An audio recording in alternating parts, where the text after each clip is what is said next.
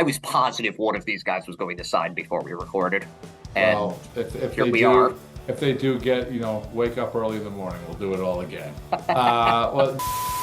Iglesias, I feel like, has almost been criminally underrated his entire career. He's kind of almost like a poor man's, impoverished man's Omar Vizquel. Just very good defensively. Like you said, you went from poor man to impoverished man. Yeah. It's like, okay.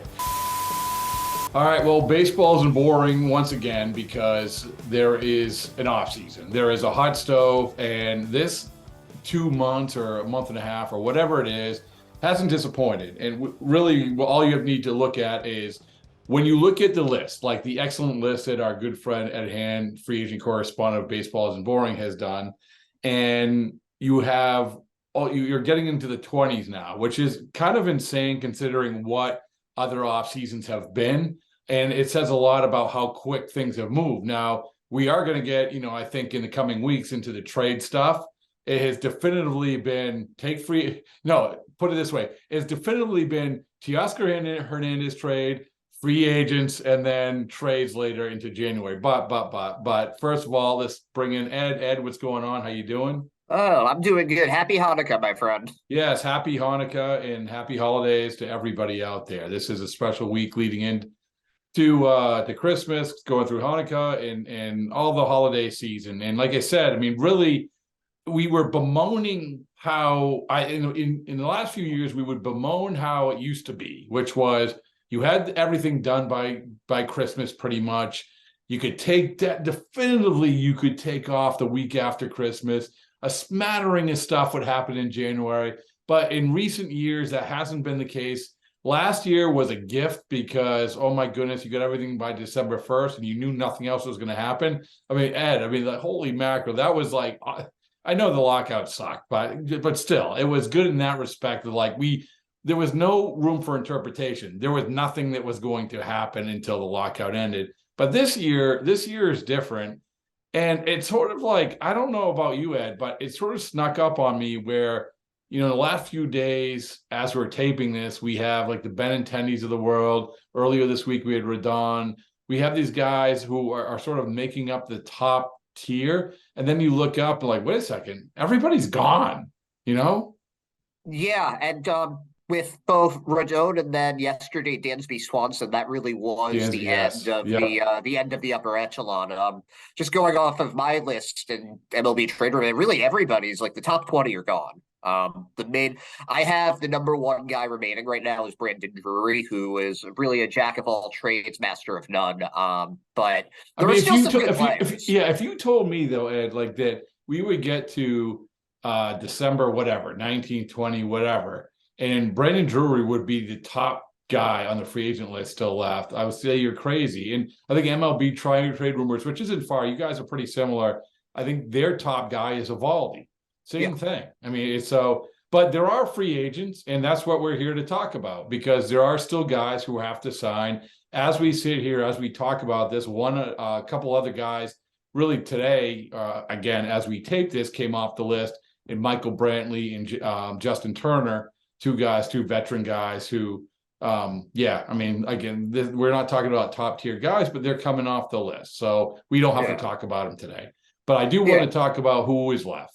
So let's do that. All right. Yeah, and you brought up a guy for a lot of teams that I have consistently put Michael Wacha ahead of Nathan Eovaldi. And I always say, it's 1A and 1B, but I say I take Wacha a little bit over Eovaldi. Okay, so can I stop you right there? So so not this past year, the year before, I did a radio show with Steve Peralt of the who does the Inside the Monster podcast. Mm-hmm. And Steve's great, though the one thing I got on him for was exactly what you just did, which is the pronouncing Eovaldi's name, Eovaldi. It's like an earworm for me. What are you doing, Ed? Come on, Ed. Let's go. Eovaldi. It's okay. Let's say it for me one time. Eovaldi. Oh, this isn't even the worst of me. Because I read a lot and I don't listen to a lot. So I was calling Tanner Houck Tanner Hook for about a year before anybody corrected me. I do this a lot. Well, in fairness, Yeah, I would say like a Drury or something. You know, you're not yeah. alone. You're not alone. But it just as soon as you said it, I'm like, oh my goodness, I'm going through this all over again. But doesn't matter. It doesn't matter because that doesn't really matter how we pronounce these guys' names, and it's more how you're going to rank them. So, like you said, like the Wacha, as we sit here, I have to keep saying that, Ed, as we sit here, because, things can happen. But as we sit here, Eovaldi and Wacha are the two guys. I mean, it's just coincidental. They come from the same team. They're different in the respect of Eovaldi has the qualifying offer attached to him. Wacha doesn't. It's interesting, Kate, like with all these guys, and I think you do a good job of breaking these down, for all of them. But everybody's a little bit different. Like we can say, well, there's a 21 and 22 or 23, but everyone's a little bit different. Michael Wacha is a guy, and I go back and forth on Eovaldi and Wacha too. Michael Wacha is a guy who had a great year with the Red Sox, a really, really good year, great signing for them. But it was the 2 months with Tampa, and then it was with the Red Sox, and still bizarrely still young, fairly young, 30 years old, 31. But you still only have that 1 year. Where Eovaldi, you have like a pretty decent production when he pitches over the last couple years, but you have some injury problems. And so if you're a team, do you want to sign this guy up? And then you have the other part of it, which, oh, okay, if you want the veteran presence, which one do you want more? Do you want what? Both guys are great clubhouse guys, but in different ways. So I don't know. So give me your breakdown of them. Yeah, I think Eovaldi is much more of he's a traditional power pitcher, doesn't walk a lot of guys, big fastball, just pummels the strike zone, tough as nails. Like he's the kind of guy you see him in spring training, he's throwing as hard as he can on the first day of it. And he's been good for a while, but he's always been a bit injury prone. He finished fourth in Cy Young voting in 2021, and I think that was the first time he's pitched over 30 starts. It was his only really full healthy year since he was in his mid-20s. So he's a two-time Tommy John guy. Always seems to miss a month or two here and there. He made about, I think it was 20 starts this year, hip injury, so at least it wasn't an arm thing. But, it's not going to get better as he ages. And he is a little bit older than Wacha. Now, Wacha, as you said, it's surprising that he's still as young as he is, but he is the younger of the two. I think he's 31 now, and you alluded to something in Tampa. The last 2 months in Tampa, followed by the season he's had in Boston, and what happened there was that he just removed his cutter from his repertoire, and the results became significantly better when that happened. Now I think if you're going by pure stuff, he's not as strong as Eovaldi. Eovaldi's got more velocity on him. But he does have the pitch. He does. He has the pitch. And so, you're right. I mean, if you're talking about and with Eovaldi, it intrigues me because, and I told Eovaldi this too, is that you have these pitchers who are taking better care of themselves, who are evolving, who have more information. And this guy, obviously his work ethic's off the charts, and he's open to adjusting. So he was a guy who threw 100 miles an hour, and that's what he was known for. But he also has the other pitches. So I am anxious to see like how he is going to evolve. But we still have to see. I mean, if you sign this guy into his mid-30s, you're still going to have to see how he evolves and, like you said, stay healthy. With Wacha, it's the thing that you can hang your hat on is, you're right, you get rid of the cutter, but he has that I love a good changeup. Changeup is so good. There's nothing better, man. There's nothing better than a guy who can just say, here comes the changeup, good luck, here comes a slower pitch, good luck hitting it. But it's so good. I mean, it's so elite. And so that really intrigues me. Like I think with Wacha, it's still, for me, like I go back and forth. But I will say this about Wacha. I think for whoever signs him, I think he'll still be a good pitcher going forward in the next couple of years. Yeah, I would agree. I would agree with that. But I would also say this about Eovaldi. In the last few years, he really has gone from being a thrower who's very dependent on his velocity to being a pitcher his ability to pitch, his ability to make the most out of his pitches that aren't just his fastball has improved significantly in the last few years. And it's why he's still, as good as he is when healthy. And so when it comes down to the actual market, we know that I think that if there was no qualifying offer attached, I don't think there'd be any question. I think Eovaldi would get the better deal. But that's the caveat here, the qualifying offer. I think that the Yankees thing hurt him because I do think that he was probably the backup plan if they didn't get Rodon. But you have that qualifying offer and you have teams say, well, if we sign this guy to a 2 or 3 year deal, is it worth giving up what we have to do because he's attached to the qualifying offer? We're going to have to see. But Wacha obviously is not attached to that. And I kind of am surprised. I'm not so much surprised that it's taken this long with Eovaldi, but I am surprised that it's taken this long with Wacha, kind of, considering how many other starting pitchers have come off the market. Yeah, it does make me wonder if with Eovaldi, he's waiting for Wacha to get taken because after, if you have to choose between Wacha and Eovaldi, you can just say, okay, well, they're similar. Maybe Eovaldi's the better pitcher, but he has the qualifying offer, and Wacha's not that much worse than him. So we'll go with Wacha. After that, the next best pitcher is probably Johnny Cueto. And Cueto, under the radar, had an excellent had a great year last year. Yeah, 3.5 WAR somehow. Back from the dead, really, went from being a strikeout pitcher to a contact pitcher, but it worked extremely well. But I still think that there's a much wider gap between Nathan Eovaldi and Johnny Cueto than there is between Nathan Eovaldi and Michael Wacha. Yeah, and I think it's a good point. I think that there's always a guy or guys that they realize when they see the market shake out, they say, what's the best move here? And for the most part, what we've seen is the best move is to ride the wave of the spending throughout free agency. But with Eovaldi, I don't think necessarily that's the case. I think you're absolutely right. Because what he'll probably end up doing is, okay, teams still need perceived top of the rotation guys, and all the top of rotation guys are gone.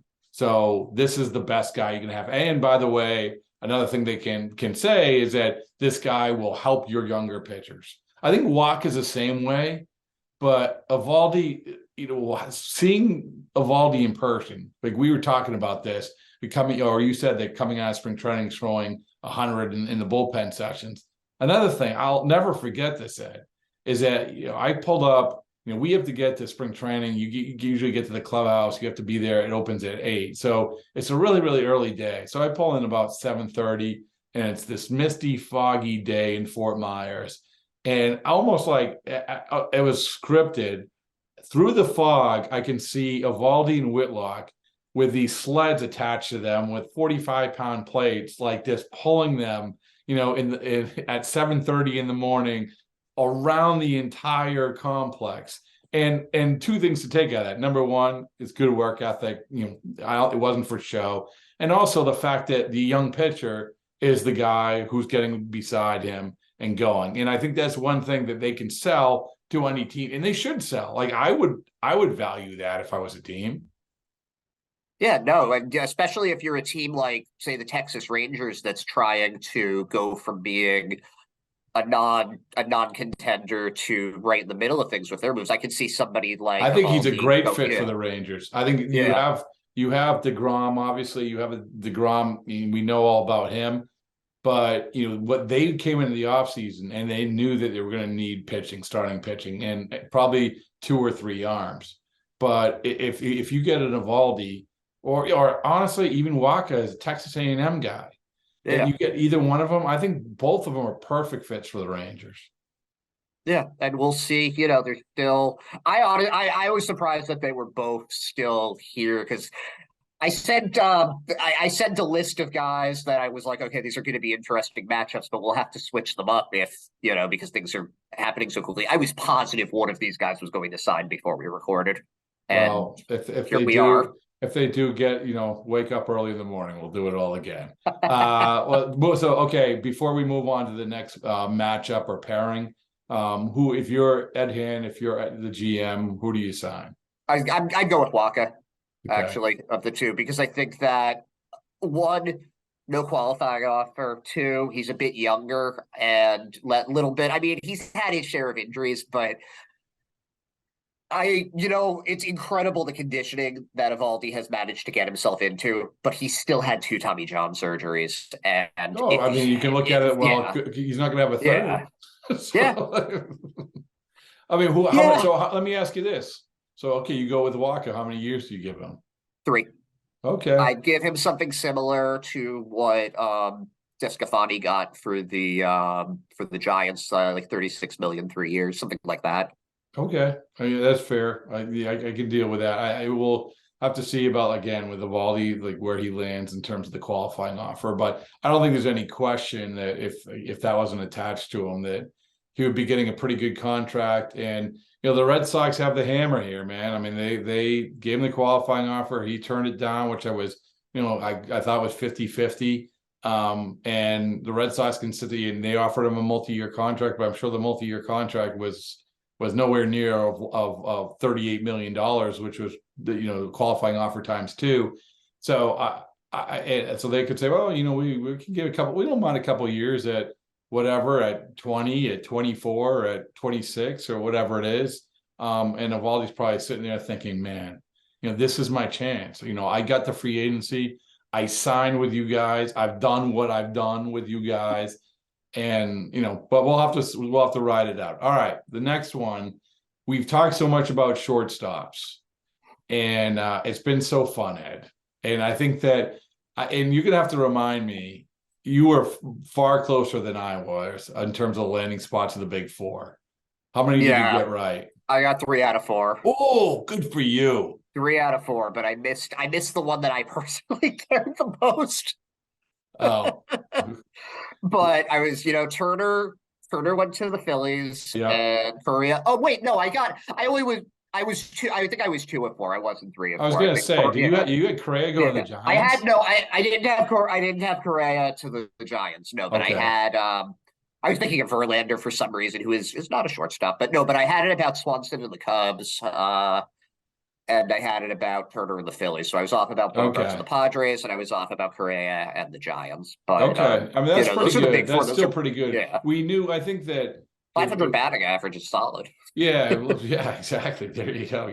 Your OPS is off the chart. But I think that we knew the Phillies were going to sign someone, right? We knew the Phillies were going to sign someone. Yep.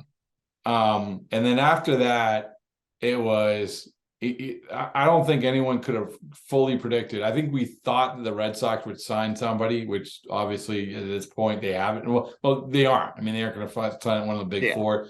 We thought the Cubs were going to sign someone, but there was still there was that sort of murmuring of, well, the Cubs are they talk, or are they actually going to act? And are they going to get into the deep end when it comes to these guys? They got in the deep end, the shallowest end of the deep end with Dansby Swanson, but still, I mean, that was a notable thing. So the Padres and the Giants are the two that I think that you and I can agree that at the outset, we're like, oh, I mean, I don't think that they desperately needed a shortstop, either one of them. I mean, you're moving off of, in the Giants, you're moving a guy over to third base. Right? Or third base, Crawford. And then and with the Padres, you already had 4 shortstops. So I'm trying to make us look better, right? Make us look more sane. So Dansby Swanson goes to the Cubs. That's the most recent one. And that leaves us with 2 intriguing guys. Not guys who are going to stick in the middle of the order like these other guys, not guys who are going to put on the cover of the media guide unless your team really, really sucks. But guys who can be useful. I mean, Jose Iglesias and Elvis Andrus. And Elvis Andrus really revitalized his value by going to the White Sox at the end of the year. And Iglesias revitalized his value to really dating back to when he spent that final month with the Red Sox and then goes to Colorado and has a pretty good year. So yeah, talk a little bit about those two guys, because they're still useful guys, but they're sort of along the lines of the rest of the guys we're going to see come off the board, right? Everyone's going to be like, "Oh, that's good, that's nice." I mean, it's not going to sell. It's not going to sell a single ticket, Yeah. But still, what do you think? No, the drop off from the upper echelon and the next group of guys in this free agency class in general is pretty dramatic. And shortstop, there's no group that it's any like it's pretty jarring where you go from Dansby Swanson to Jose Iglesias. And that's not to say either of these guys are bad. Iglesias, I feel like, has almost been criminally underrated his entire career. He's a guy who came up with the Red Sox as a defense first, kind of like I don't know if this he's kind of almost like a poor man's impoverished man's Omar Vizquel, just very good defensively. Like you said, you went from poor man to impoverished man. Yeah, it's like okay, yeah, I would agree with that. I mean, and by the way, it was his career was everyone thought was falling off a cliff when he was with the Angels. Yep. And everyone, would be when he was acquired by the Red Sox for that last month. Believe me, everyone was jumping in saying, "Oh my goodness, look at this defensive run saved. It's terrible." Everyone said this guy's good defensively. He's not even good defensively anymore. And then I think the Red Sox got a different version of him. And then I think the Rockies got a different version of him. And then, by the way, out of nowhere, the guy started learning to hit a little bit. So there you go. The bat's always been better than I think people give him credit for.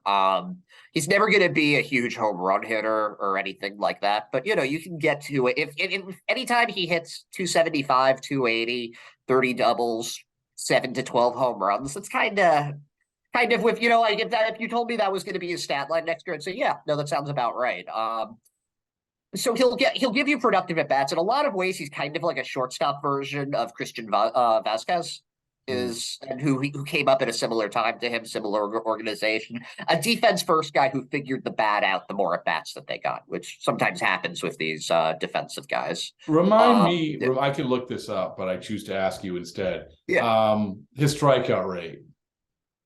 Oh God, I don't know off the top of my head. Okay, so the reason I asked because having seen him play as much as I have, I view him. I remember he used to be the master of the infield single. I mean, it was like his average was insane when he first came up, and it was all because of like these bleeders, like these balls that like barely hit the bat and would die in front of the third baseman. But to me, he's sort of a contact type E hitter. I should look as you talk next. I'll look this up so I don't look like an idiot. But it is interesting. I just did another podcast with a Red Sox executive about Yoshida, who they just signed, and he was talking about like one of the things they love about him is his bat to ball skills and his inability to swing and miss and to control the strike zone, which I think and when he's saying this, I remember like watching the World Series. This is what the Astros did, and I think that the contact skills for hitters are going to be more valued than ever, because the stuff for pitchers have become so insane. It's not, you just can't swing as much. You can't just go up there wailing. And the Astros show how valuable that is. And I think it's going to help with contact hitters with no shift. Yeah. So, I mean, I'm sort of anxious to see how that plays out. Yeah. And I think that somebody like Iglesias really, again, like you said, with like the master of the infield hit, if you can put the bat on the ball, something might happen. But if you're just swinging and missing and everything, it's not. So, that's something that definitely works in his favor. But I'd have to look up what his actual ratio is. I will do that for you. But why I looked this up? Tell me a little bit about what your perception of Elvis Andrus is. My perception of Elvis Andrus is that he had a really good comeback season that sort of came out of nowhere. He had signed a long-term deal with the Rangers that didn't really go so well at the end of it. Ended up on the A's, I think, and then got traded to the White Sox when Tim Anderson went down, and really was just able to put together a pretty solid season with I think he had 17 home runs, 32 doubles, played solid enough defense. When everything was said and done, he had a 3.0 WAR. Can I stop you real quick because I don't want to look at this anymore. And I want to update. So I looked up Iglesias. First of all, not as old as I thought. Yep. Like 30, what is he? He 32, Yep. as we sit here. And so in 467 plate appearances, he struck out 56 times. So that's not bad. Pretty good, I would say. That's pretty good. Yeah. I mean, so he doesn't strike out a bunch. I like before you go on about Andrus, Yeah. I just think Iglesias might be this guy who sort of has as he's gotten a little older, he's figured it out. Because Ed, I was around when he got first called up, and the perception when they made that trade for Jake Peavy, the perception was a little big for his britches. Not a bad guy, but a little big for his britches. And then a little flashy. Obviously, went to Detroit, and again, not a bad guy, but I think once he got back to Boston, there was definitely a maturity that they hadn't seen when he left 8 years before. And I having that age and just sort of seeing his production, and I don't think he's going to hit like he did in Colorado, but it's not exactly. It's not a bad guy to have, but same thing. I guess all these things I'm saying, the same thing could be said about Elvis Andrus too, right? Yeah, plays just, he's not anybody to write home about, but he's somebody that will play you solid shortstop for 150 games a year, will make all the plays he has to, maybe a few that he shouldn't, will not lead your team in any offensive categories, and if he does, your team's probably in trouble, but he's not going to hurt you a ton either. So he's a solid but not spectacular is how I would describe Andrus. And also the guy that we talk about revitalizing himself. And when the White Sox picked him up, it was, it was out of desperation because of Tim Anderson. Yep. And he along with there's two guys on that team who really like made the most of their opportunity in an otherwise sort of sad trombone of a year, which was Johnny Cueto and Elvis Andrus. Both of them, you're going to give me the chance. I'm going to take advantage of it. And both guys went a long way to keeping them in as long as they did, which is saying something. Because I think that the Elvis Andrus thing was a little bit of desperation at that time, but It really worked out for him. Yeah, and with Cueto, I don't think he even made it up to the team until May. I think they signed him pretty late in spring training. So it just goes to show that you don't know where your team is going to be turning to come June 1st. It is really amazing. He was and he's another guy as I wouldn't mind signing him, and maybe he has figured it out. Are you going to count him for 30 starts? Probably not. But still, you just look, every time he pitched, you're waiting for him to fall off the cliff, and he just never did. Like almost every outing was a good out. He was in that rotation, in that White Sox rotation that was supposed to be so loaded, including but when they started off the year with Dallas Keuchel, who wasn't Dallas Keuchel, but everyone thought he can be okay. He was a disaster. He got cut. You had Kopech hurt all the time.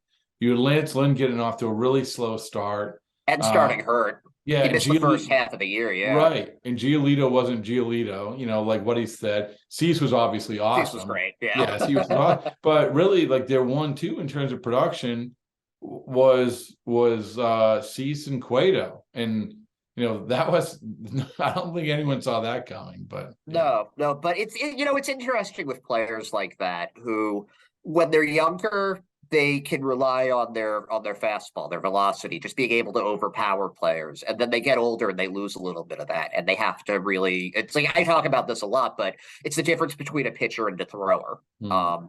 And I think that you see, like, CC Sabathia was another guy who went from being a thrower to being a pitcher and was able to really be useful for the Yankees towards the end of his career.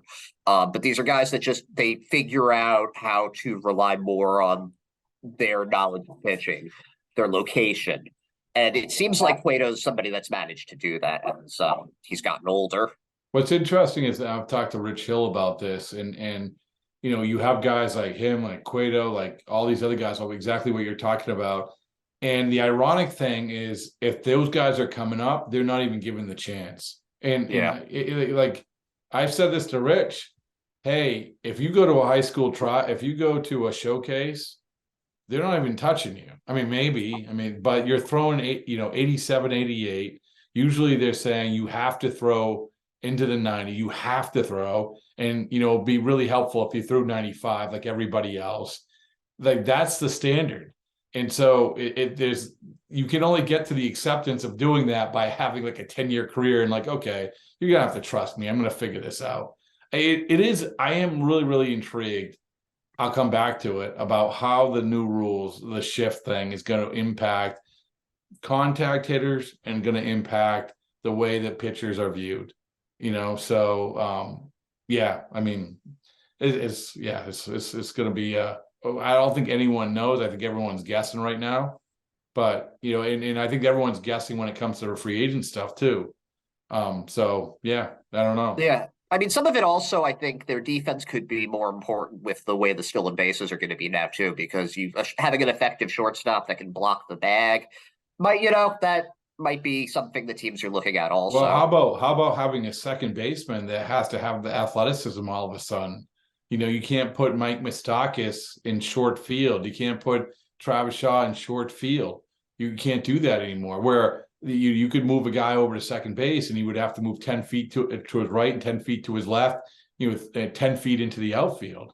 But you can't do that anymore. You have to have a very athletic second baseman, which is interesting because the second basemen aren't getting paid. They aren't at all, right? I mean, it's who's getting paid at all. Yeah, it's the shortstops. And second base is almost treated like, oh well, I can just stick a utility guy here and for the season and he'll be fine. So it's going to be, or like you said, one of these guys that's kind of like a first baseman, but maybe a little more athletic than one of them, and they put them there. So it's going to be very interesting how this affects it. And maybe it's like the paranoia of, like you said, you have to have the shortstop do more of everything. You have to have them move all around. I don't know. I mean, and again, we're all guessing at this stuff. So which one would GM Ed sign up? GM Ed signs Jose Iglesias because Iglesias, yeah, I do go. I think that Andrus has a higher ceiling and a better pedigree, but Iglesias has done what he's done and been steady for quite a while. And I just think that he's not going to cost as much, and he's more likely he has the higher floor. He's more likely to be a positive. Yeah. For all we know, Andrus goes back to what he was in Oakland. So, well, that's the thing, right? I mean, it's he had a nice little run in Chicago, but it was a very little run, nice little run. It was only a couple months, I think, right? Yeah. So, all right, I agree with you. I cannot disagree with you.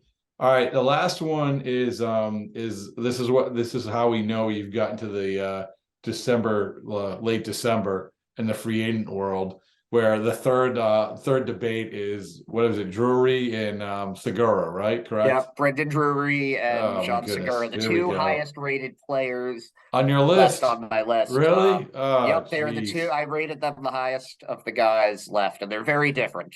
Yeah, so before we break these guys down, it's like all these guys are useful, right? I mean, everybody who signs is useful, but it does come back to, like, when we talk free agency, the free agency is over in terms of the excitement of free agency. It's over. Maybe with the exception, I'm trying to think globally across the entire MLB, but maybe with the exception of Eovaldi or even a Wacha. Maybe.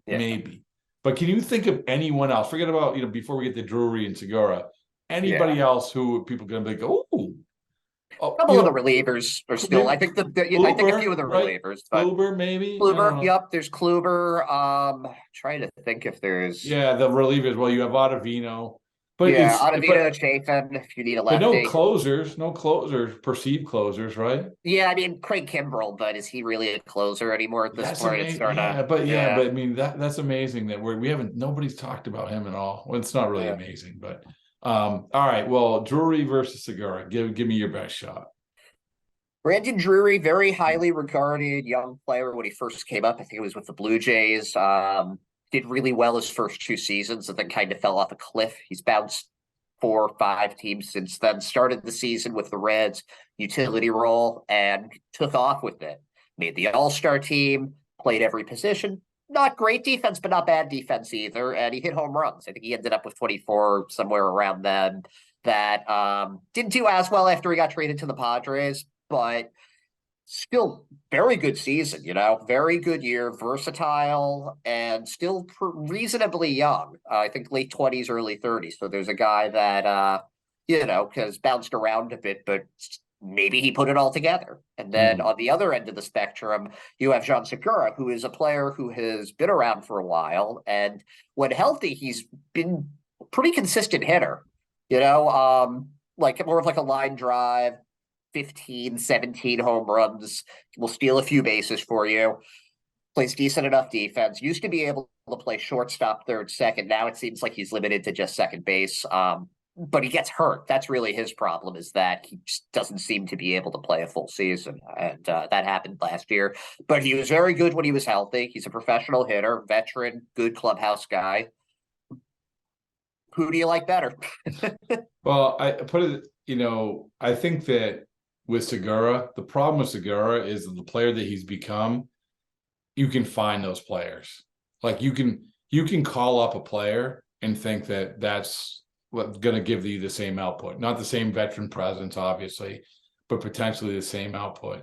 So he's the ultimate complementary player. With Drury, he can have, I think, because of the different positions, he can add a little bit more of an impact. Still, again, you're sort of hoping for the best. So it's a tough one either way. It really is. I can't believe we got to this point. Yeah, and our guy's still sitting there. Our guy's still sitting there. Our guy is the number one catcher left, though. There are really only two guys that I could even see starting at this point, but Jorge Alfaro and Jorge Alfaro. I retract my statement. Wherever Jorge Alfaro signs, that will lead to excitement. So, and I kind of only say that jokingly. Like, I'll take a Jorge Alfaro and say, oh, okay, maybe there's something there. Honestly, I'd rather go down that route than get Segura. It's like, I'm not saying that he's going to make the same money. I'm not saying that. But in terms of, this guy could do something. There you go. Well, maybe we can talk about that next week, the hidden gems that are left, because there are a few of them. Yeah. So next week, that would be leading into the day after Christmas. So I don't know. Let me get back to you on that. Yeah, but the next time we talk, we can do the next time we talk. The good thing is, you would think that the week, as I said, the week after Christmas, everyone would go home and chill out, but maybe not. Maybe that's when all the trades. It is kind of crazy. Like there was after the Teoscar Hernandez trade. You have the Murphy trade, the catcher. You have that trade, but really you don't have a ton. No, there really hasn't been much at all. And I keep thinking like the good free agents are more or less done at this point. You're left with useful role players, but you don't have anybody that's going to really change the direction of your franchise. You can still do that with trades, though. There's still none of the major guys other than Sean Murphy have moved, and nobody knew Teoscar Hernandez was going to be on the move. So who knows what's going to happen once teams decide that this is the path they have to follow. A lot can go down quickly. Another thing I would like to talk about maybe in a future episode is just the value of the DH, how teams are valuing DH and the different perspective. I can drop in some sound. I talked to Nelson Cruz at the winter meetings about that, because I do think that you have to value the DH. I don't like the idea, we'll just rotate guys in, and because Ed, the reason is that some guys can't do it. Like they can't get their head around sitting around all day and then going hit, and they just can't. I think there is a skill to it. Let me ask you this. So as we sit here, once again, I'll trademark that line. As we sit here, Turner signed a deal with the Red Sox. The day before, JD Martinez agrees to term with the Dodgers. Who has a better year for you? Oh man, I could see both of them doing very well in these locations. Oh gosh, I guess JD Martinez has the better year. of the two. He's a bit younger. He had a really bad 2 months, but people forget he made the All-Star team last year. So it's not like he was a total zero. Turner had a really good end of the second half, but he's 38. I don't know if he's going to be playing as big of a role. He's going to be DHing. He's going to be playing first base. Well, I lean a little towards JD on this. Here's my prediction. I think that JD did the old even at the age of 35, 36. This is a pillow contract for JD. Like, I think he fully expects that. I think that you look at the last month of the season, the last couple of weeks of his season, he hit 2 home runs the last day. Not that that is everything, but he told me, like, I remember it was almost the end of the season. He's like, I finally figured it out. I found out what I was doing. I'm like, when did you do that? He's like, 3 days ago. I'm like, okay, that sucks for you, man. It's like you found out the last week. But I think that there's something to that, and the fact that he went back. This was very, very. The Dodgers were smart if they liked him at all, because they had the upper hand in getting him and him taking the deal that he did because of Robert Vince Goyok, who was their hitting coach, who was JD's. JD basically, he helped turn JD around, going back when he was a private instructor. And so, anybody who knows how JD operates, he used to send, even with the Red Sox, he used to send videos of him to Vince Goyok. So, I think that is a very real thing. They say, okay, I'll take my 1 year and $10 million and then move on from that. Turner is, I think it's not a terrible signing, but, we just have to see. I know they had a better second half of the year, and he's a good guy to have on the team. I do think that that's important with this Red Sox team going forward, because you've lost so many guys, so many key guys.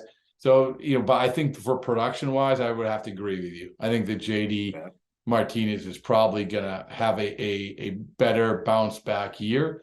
And also, I just want to throw this in that, when I asked somebody about how much interest the Red Sox had with JD Martinez, the quote was a bit ... Isn't that like, shouldn't you put that on the bumper stickers for the Red Sox? A bit. I mean, like, either you do or you don't. What does that mean? Yeah, like, what is that? Well, I mean, it means like, if it falls to us, like, well, sure, we'll sign him. But I feel like 90% of the guys that they've had interest in is like, it's a bit ... Yeah. But and I honestly, I thought kind of like how that's maybe how the Cubs were trending, but boom, like they turned the page, man. Like, they said, okay, we're laying in the weed, boom, here it is. Bellinger, and then obviously Dansby Swanson.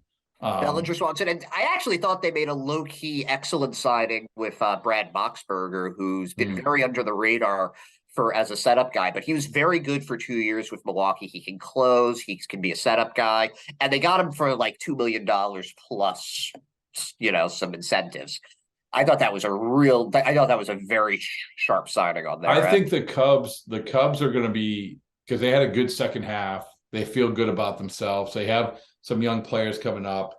And so now you have this. I think that the Cubs are in a good spot. You look at that town of Chicago, and, I think it's funny because the White Sox sort of were the shock and awe team of a year ago.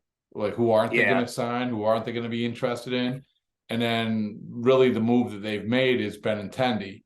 But Benintendi's a good one. Like, Benintendi's like a good for what they needed. I think Benintendi's devalued by a lot of people. I think he's a solid player. I think that a solid player is the right way to look at that, but he's also not somebody that you can really build around. He's a very nice, but they don't need to build around him. I mean, that's the thing with the White Sox. I mean, you just need someone to feel the ball and hit right-handed pitching. Like, holy mackerel, they're so bad defensively. And it is interesting because I put up a poll, I say, of the two guys, who would you rather have? Two guys who signed virtually the same contracts or were virtually the same age, which is Yoshida and Benintendi. Yep. And, listen, I mean, obviously we're based in Boston, and it's going to be, Red Sox centric, but it's always the shiny new toy. It's always a shiny new toy. It's, it comes back to the Benintendi perception. And even with the Yankees offered him 4 years. I mean, they weren't dissuaded by his lackluster performance. You said like JD was an all-star. He was an all-star. Benintendi was an all-star. He was a Gold Glover a year before. So it's, he's just like you said, he's a solid player. I think that was a good. I think 5 years is okay with a guy like that. He's still young enough. It's okay. So I'm saying it's okay. Chicago, it's okay. Good job. So there you go. Yeah. I hate to say it this way, especially considering his like the name of the show that we're on, but he is a little boring good. He's a boring good player, Benintendi. Yeah, right. It's a good, excellent point. Excellent point. There's nothing wrong with being boring good. There's nothing wrong with that. So it's this for being boring good. Andrew Benintendi t-shirts on the way. So there you go. All right. Well, I think we solved a lot of problems once again, and we'll race to put this. Everyone should listen to this as soon as possible. And I promise I will not have Hein Bloom on like 5 hours after I post this. Okay. I got a story to tell you about that after we're done. Oh, you don't want to tell now? Come on. I guess I can. So, my fiance's family are just big sports people, and I get a text from Allie, my fiance, while I'm at work, being like, "Your interview's blowing up," and I'm like, "What are you talking about? Your interview, it's blowing up. Go, baseball isn't boring. It's blowing up." And I guess the interview that you did with Bloom was all over the news. People were talking about it everywhere, and they all thought that was me that was on, and all of her family. And I was kind of like, I mean, I think I was on 3 hours before that. Yeah, that wasn't me, guys. It was. Listen, first of all, it was 6 hours before, and because it dropped at 6, and we had a good Hein Bloom interview here and everything else, and that's great. But I want to say this is that I was very proud of that day overall, and you were a big part of it. Like, I thought that's how this whole podcast should be. It should be a lot of things to a lot of people, and I think that's what exactly that day was. Now, it's a lot to ask to do every day like that, but still, I mean, that was a great example of it. Because, even in the following days, yeah, sure, like people are consuming the Hein Bloom interview. But I can tell you, people were still consuming all the stuff that we talked about with free agency. So, So go tell your fiance, say, "Hey, listen, I'm the straw that stirs a drink there." And this was a hallmark day, one of many that we've had here in Baseball Isn't Boring. By the way, it's always good when a free agent signs, and we can pull up a video of him getting out of a car in a Baseball Isn't Boring t-shirt. And that was the case with Justin Turner. So that's all awesome. These free agents, if Jorge Alfaro doesn't get out of the car at spring training wearing a Baseball Isn't Boring t-shirt, then we aren't doing our job. So we got to get him that shirt. We got to get him. Preferably with no sleeves. Yes, cut them off. They have to be cut off, though. Oh, of course. All right, excellent job as always.